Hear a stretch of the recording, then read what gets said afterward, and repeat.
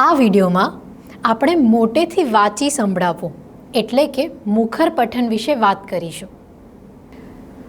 મુખર પઠન વાર્તા વાંચનની એક એવી પદ્ધતિ છે જેમાં તમે બાળકોને મોટેથી વાર્તા વાંચી સંભળાવો છો.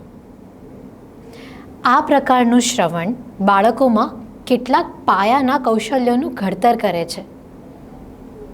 આવું શ્રવણ બાળકોની યાદશક્તિ અને સામાન્ય સમજ શક્તિનો વિકાસ કરે છે. શબ્દ ભંડોળમાં વધારો કરે છે. પ્રવાહી વાંચન અને અર્થગ્રહણમાં મદદરૂપ થાય છે. વિશિષ્ટ ભાષા સંરચના, વાક્ય રચના અને શબ્દ ભંડોળ પૂરા પાડે છે જે ફક્ત મૌખિક ભાષા થકી નથી મળતા. બોલાતા શબ્દો અને લખાણ વચ્ચેનું જોડાણ સમજવું બાળકો માટે સહજ બનાવે છે. અભ્યાસના પાઠ સમજવાની પૂર્વ ભૂમિકા રચી આપે છે. પુસ્તકો પ્રત્યે રસ અને વાચક બનવા માટેનો પાયો બનાવી આપે છે. આપણે જાણીએ છીએ કે જે બાળક વધારે વાંચે તે વધારે સારો વાચક બની શકે. શિક્ષક કે વડીલ દ્વારા થતું આ પ્રકારનું વાંચન બાળકોમાં વાંચન રસ અને ભૂખ ઊભા કરે છે જે તેમને વાચક બનાવે છે. પ્રથમ બુક્સે ઘણા બધા પુસ્તકો ઉપલબ્ધ કરાવ્યા છે કે જે ચિત્રોથી સભર છે. એવા ચિત્રો જે બાળકો માટે આકર્ષક તો છે જ, પણ તે બાળકોની કલ્પના શક્તિને પ્રોત્સાહન આપનારા છે તેમજ સાંસ્કૃતિક જોડાણ તેમજ સૌંદર્ય બોધ પૂરો પાડનારા છે. બાળકો સાથે ચર્ચા કરી શકાય તેવા વિષયોવાળા છે. વાર્તાઓ, પ્રસંગો, જોડકણા, કોયડા, લોકકથાઓ, રસપ્રદ માહિતી વગેરે જેવા વિષયોવાળા હોય છે. બાળકોના રસ અને રુચિ મુજબના છે જે તેમને પોતાના રોજિંદા જીવન સાથે જોડે છે. વાર્તા વર્ગમાં મુખર વાંચનની તૈયારી. આજના વર્ગ માટે તમે એકવાર પુસ્તક નક્કી કરી લો તે પછી તમારા હેતુ પણ નક્કી કરી લેવા જોઈએ. આ હેતુ સંબંધિત વાર્તા વડે સિદ્ધ કરી શકાય તેવા હોવા જોઈએ.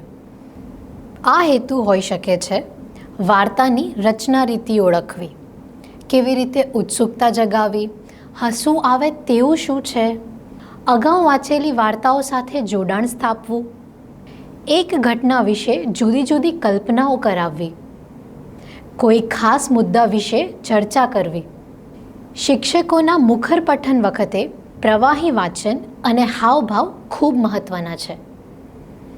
આથી વર્ગ શરૂ કરતા પહેલાં તમે અગાઉથી સંબંધિત વાર્તાઓને મોટેથી વાંચવાનો મહાવરો કરી લો તે ઇચ્છનીય છે. બાળકોનો સમાવેશ.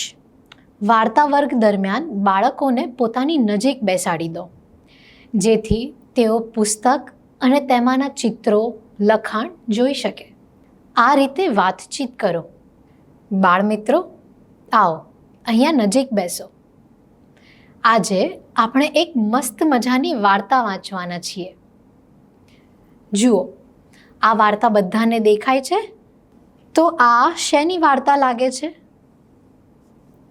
ચિત્ર પરથી કહો તો. શાબાશ! આ વાર્તાનું નામ છે ટીનાને ઘી ભાવે છે. હવે કહો તો આ વાર્તામાં શું વાત આવતી હશે? આમ મુખપૃષ્ઠના ચિત્ર વાર્તાના નામ વડે બાળકોમાં ઉત્સુકતા ઊભી કરી શકાય જેથી બાળકો રસપૂર્વક વર્ગમાં જોડાય. જો પુસ્તક નાનું હોય તો તે બધા બાળકોને જોવા મળે તે રીતે એને ફેરવીને બતાવી શકાય. દરેક પાનું એમ ફેરવીને બતાવી શકાય. વાંચન દરમિયાન બાળકો સાથે વાતચીત. વાર્તા વાંચતી વખતે બાળકોના પ્રતિભાવ માટે, તેમના પ્રશ્નો માટે અટકો. બાળકોએ વિચાર કરવો પડે તેવા પ્રશ્નો તમે અગાઉથી જ નોંધી રાખો. જે તમે વચ્ચે વચ્ચે ક્યારે પૂછશો તે પણ અગાઉથી વિચારીને રાખો. આવ્યો છે હોળીનો તહેવાર. ટીનાને ભાવે પૂરણપૂરી, જેમાં પડે ઘીની ધાર. હોળી વખતે તમારા ઘરે શું બને છે? એમ પ્રશ્ન પૂછી શકાય. અથવા બાળકો પૂછે કે પૂરણપૂરી એટલે? હે માં, આ તાજું સોડમદાર ઘી બને શેમાંથી? આટલું વાંચીને જરા અટકો. શક્ય છે કે કેટલાક બાળકોને જવાબ ખબર હશે અને તે બોલી પડશે. અથવા તમે પૂછી શકો છો કે કહો તો, વાર્તામાં હવે આગળ શું થશે? ટીનાની મમ્મી શું જવાબ આપશે? અથવા આગળનું વાક્ય વાંચતા પહેલાં બાળકોને કહો કે ચિત્ર પરથી ધારણા કરે. હવે શાની વાત આવશે? આ ચિત્રમાં શું થઈ રહ્યું છે? વાર્તાના હેતુ નક્કી કરતી વખતે તે બાળકોના જીવન સાથે કઈ રીતે જોડવી તે વિશે પણ વિચાર કરી લેવાય. વાર્તા વંચાઈ ગયા પછી બાળકોના અનુભવો વાર્તાની સાથે જોડાય તેવા પ્રશ્નો પૂછી શકાય. વાર્તા ફરીથી વાંચી શકાય. ચોક્કસ ચિત્રોનું ઝીણવટભર્યું નિરીક્ષણ કરવા પ્રેરે તેવા પ્રશ્નો પૂછી શકાય. મિત્રો, આશા રાખીએ કે તમને આ વિડીયોમાંથી મુખર વાંચન સંબંધી માર્ગદર્શન મળ્યું હશે. મોટેથી વાંચી સંભળાવવું, મુખર વાંચન એ વાંચનની એક પદ્ધતિ છે. વધુ માહિતી માટે સ્ટોરી વિવરની મુલાકાત લો.